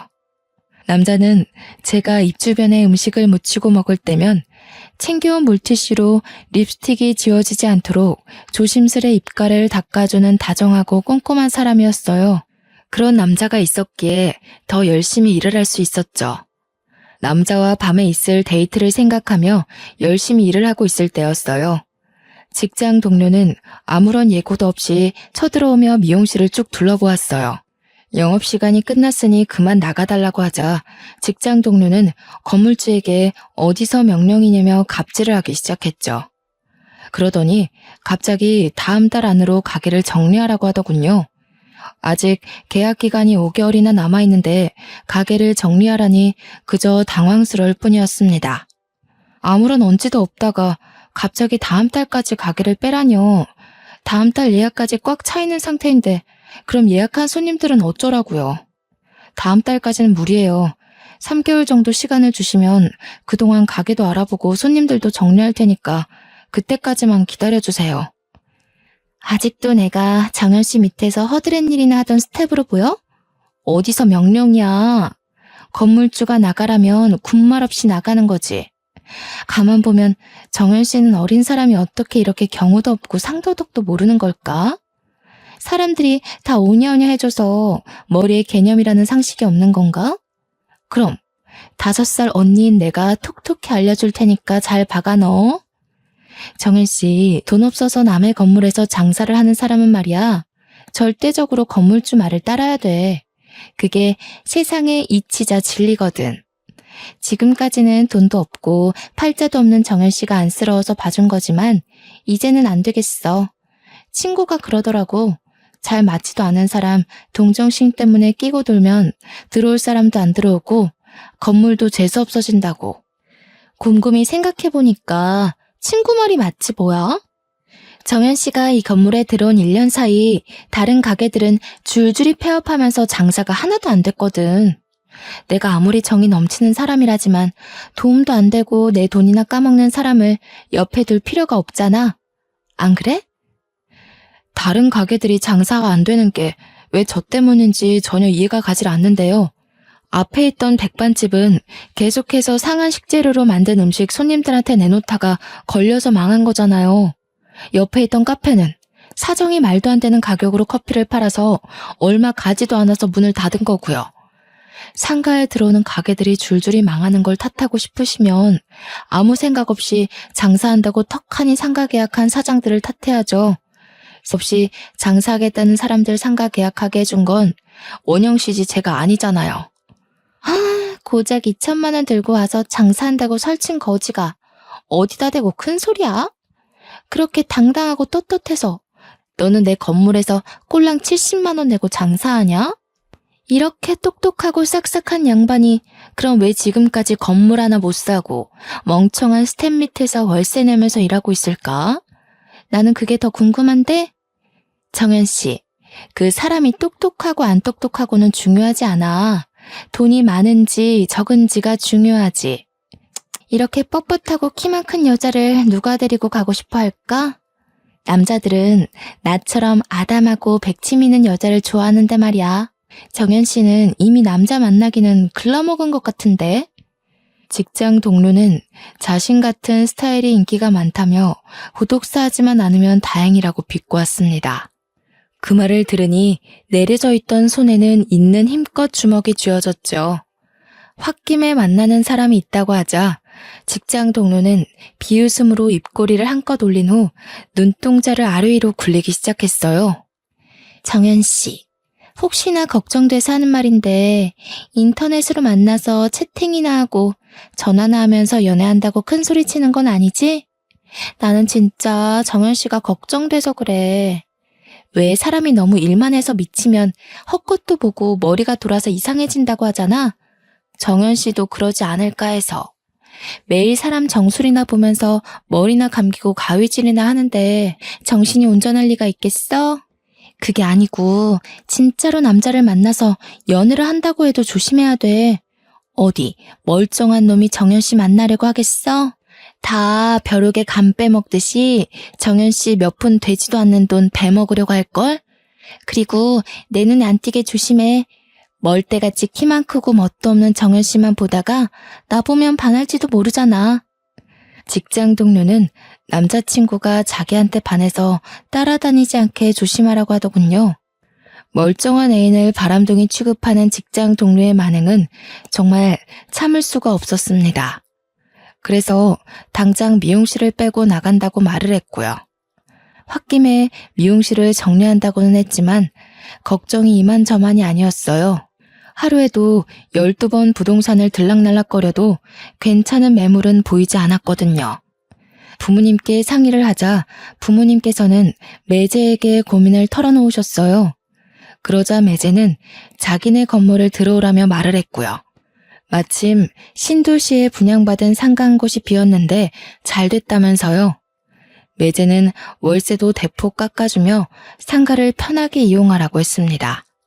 매제 덕분에 좋은 상가를 싼 가격에 들어갈 수 있게 되어 다행이라고 생각을 했죠. 갈 곳이 정해진 후 빠르게 가게를 정리했어요. 그리고 가게 정리가 다 끝나갈 때쯤 직장 동료는 어떤 남자와 팔짱을 끼고 가게 안으로 들어왔죠. 자세히 보니 그 남자는 전 미용실 실장이었어요. 깜짝 놀라하자 직장 동료는 실장을 자기야라고 부르더군요. 눈이 마주치자 실장 또한 놀랐는지 얼음이 되었는데요. 실장에게 결혼을 한 것이 아니냐고 묻자 실장은 전 여자친구와 성격 차이로 헤어지고 혼자 지내던 중 직장 동료에게 연락이 와 우연한 계기로 사귀게 되었다고 하더라고요. 분명 결혼 약속을 잡고 예비 신랑에게 상가를 받았다고 했었는데 이상한 느낌이 들었습니다. 하지만 이미 가게로 정리하고 나가는 마당에 괜한 싸움을 하고 싶지 않아 말을 아꼈죠. 멀리서 봐도 한숨만 푹푹 쉬던데 들어갈 상가는 구했고 그것도 아니면 반지 합방 개조해서 미용실로 쓰려나? 여름에 좋기는 하겠다. 더운데 햇빛도 안 들어오고 습해서 시원할 거 아니야. 손님들이야 뭐 잘 안 들어올 수도 있겠지만 그런 게 뭐가 중요하겠어. 손님들이야 새로 구하면 되지. 바퀴벌레는 벌레들 중에서도 제일 똑똑하다고 하더라. 이참에 바퀴벌레 미용실이나 한번 해보는 게 어때? 지금 정연 씨 처지에는 딱일 것 같은데. 할 말 못할 말 필터 없이 내뱉는 주둥이 미용은 가능할 것 같아요. 걱정해 주시는 건 고마운데요. 이제 제 걱정하지 마시고 잘 사세요. 저도 신도시에 좋은 상가 자리가 나서 거기서 미용실 새로 오픈하기로 했거든요. 어머, 그거 길게 가봐야 알지. 혹시 알아? 금방 장사하기도 전에 망해서 또 빈 상가 될지. 그 건물 건물주한테 정연 씨 들어오기 전에 상가에 소금이라도 한 바가지 뿌리라고 해. 그렇게라도 액땜을 해야 되지 않겠어? 워낙 재수없는 사람인데 서로 조심하면 좋잖아. 직장 동료는 여전히 안이 꼽게 대했지만 모든 걸 무시했네요. 이미 끝난 마당에 더 난리쳐봐야 서로 좋을 게 없잖아요. 더군다나 더 좋은 곳으로 상가를 이전하게 되었으니 더 잘된 일이라고 생각을 했고요. 매제의 상가로 이사를 간 후에는 정말 좋은 일만 가득하기를 빌고 또 빌었어요. 그리고 새로 모든 걸 시작하다 보니 처음 몇 달간은 예약제가 아닌 일반 미용실처럼 운영을 하며 미용실이 만석이 될 때까지 사람을 받았죠. 다행히 새로 이사한 상가에서는 좋은 일만 일어났습니다. 그동안의 힘든 일에 대한 보상받기라도 한 것 같죠. 미용실의 장사는 전에 일하던 것에 3배가 넘는 수익이 나왔고 잘 만나던 남자친구는 프로포즈를 해왔어요. 물론 둘 다 조금 더 결혼 자금을 모아야 했기 때문에 당장 결혼을 할 수는 없었지만 둘 다 똑같은 곳을 보고 열심히 달려가고 있다는 것만으로도 안심이 되었고 행복했죠. 그리고 동생과도 더 돈독한 사이가 되었습니다. 바로 옆 상가에서 커피숍을 차린 여동생은 틈만 나면 커피와 케이크를 들고 저희 가게에 놀러 왔거든요. 그렇게 행복한 몇 달이 지나고 여동생의 결혼식 당일이 되었는데요. 잡혀있는 예약을 취소하고 아침 일찍부터 동생을 따라 결혼식장에 가려고 했지만 동생은 일찍 와봤자 할 것도 없다며 그냥 예식 시간에 딱 맞게 오라고 하더군요. 여동생의 완강한 거부로 계약 한 건을 받게 되었죠. 예약된 손님을 받고 나가려고 하는데 저의 가게 앞에는 직장 동료가 와 있었습니다. 정말 질긴 인연이었어요. 직장 동료는 알게 모르게 거머리처럼 끈끈하게 달라붙어 엉켜왔으니까요. 직장 동료는 하도 SNS에 머리를 잘한다고 광고가 떠와 봤더니 또 너냐며 질린다는 표정으로 저를 쳐다보았어요. 여동생의 결혼식인 만큼 싸우기 싫었던 저는 시비 걸 거면 그냥 가라고 말을 했죠. 그러자 직장 동료는 중요한 일이 있으니 쓸데없는 소리 하지 말고 머리 손질이나 하라고 하더군요. 하는 수 없이 직장 동료가 원하는 스타일로 머리 손질을 하고 있을 때였어요. 직장 동료는 자기가 오늘 어디 가는지 아냐며 묻지도 않은 말을 하기 시작했죠. 오늘 내가 급한 약속만 없었으면 다른 미용실에 가서 머리를 하는 건데 정연 씨는 좋겠네.